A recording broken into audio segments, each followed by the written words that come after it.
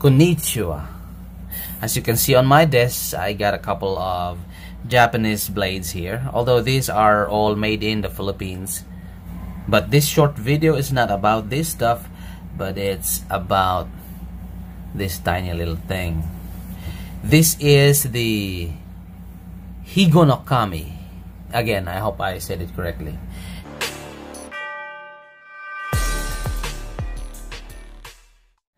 I got this thing from an online store called Geisha's Blades. They specialize in Japanese swords and knives, and they import their products from Japan, sell them online here in the Philippines and wherever else. I don't know. I did a little reading about it, and I found out that this was first made in the 1890s. Although I don't want to dig further historically. I figured that as a knife collector, I need to get one for the sake of, historical significance of this thing. When it arrived, the first thing that got my attention is how small it is. This one's got an overall length of a little less than 7 inches, 6 3/4. Blade length is 3 inches actually. Now what you can see is some kind of a reverse tanto on the tip.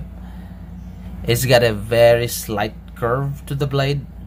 It's got a handle made of plain metal sheet that's been folded lengthwise, and the blade is stuck in between these folds there with a pin. It's got a Japanese character marking.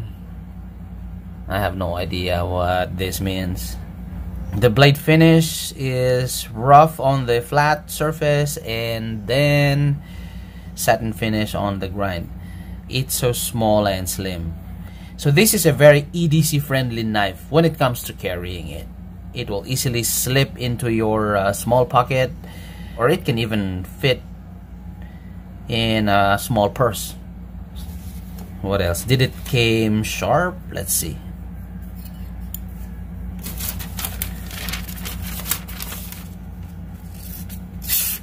It's sharp.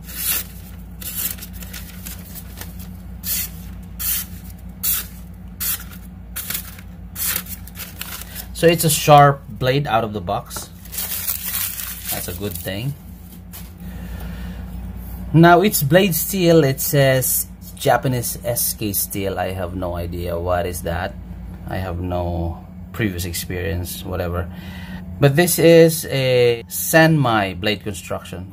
So it means it's got a high carbon steel in the core, sandwiched by softer steel on the outside. So what other positive things that we can say about this? I can't think of any more, except that this is a cool piece to have, especially if you're into, history stuff, something like that. But I think it stops right there. I mean, the good things.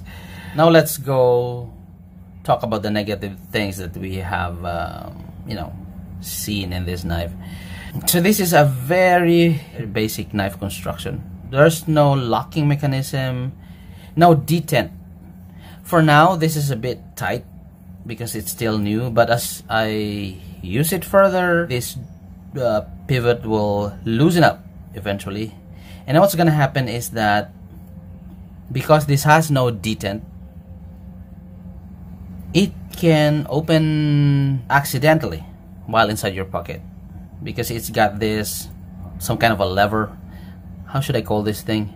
If it touches anything, it's just gonna open even if it's inside your pocket. And then if you reach out for something inside your pocket and this thing is open, then you run the risk of getting wounded.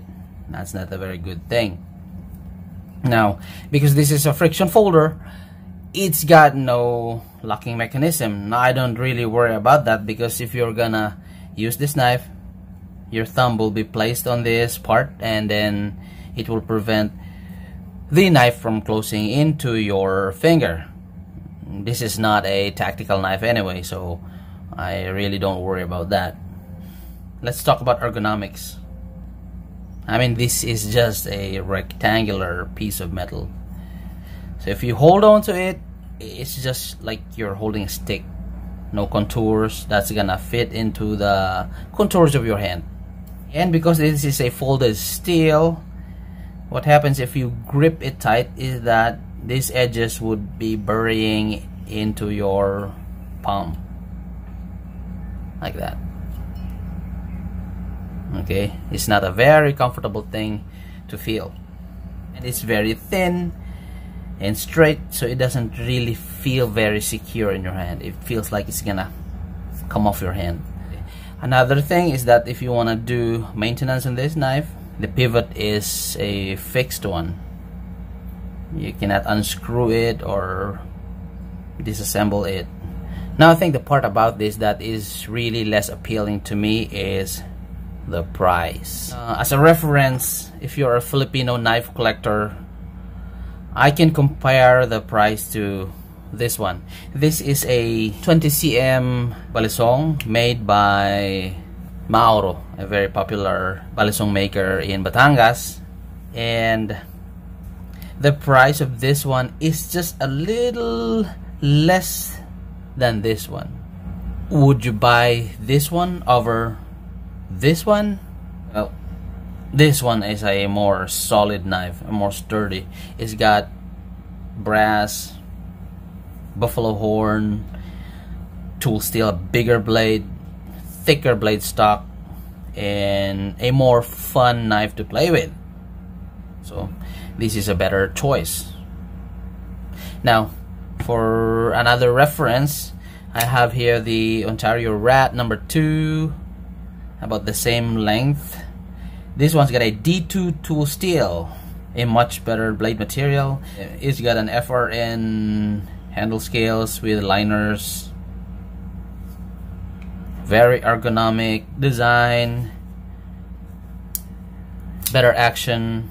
It's got a good detent and sturdy locking mechanism. It's got a liner lock. Closer comparison to the price of this Higonokami, but when it comes to value for money, it's a world apart.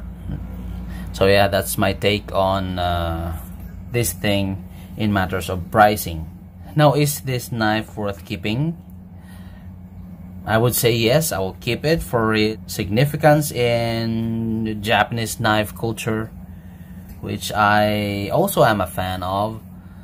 But then if you're a new knife collector, or maybe somebody who would like to purchase a knife with the intention of getting your money's worth in terms of usability, practicality, there's a ton of option out there.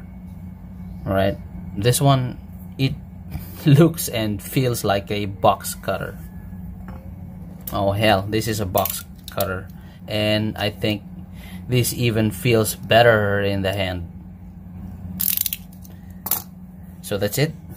So thank you very much, arigato, for watching. Hi guys, if you like this video, please subscribe and hit the bell button, and also shout out to the world to glow. Why are you saying that?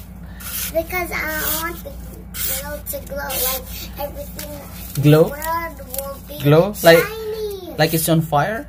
No, like it's gonna be glowing, like it's shiny, like it's shiny. Okay. Bye everyone.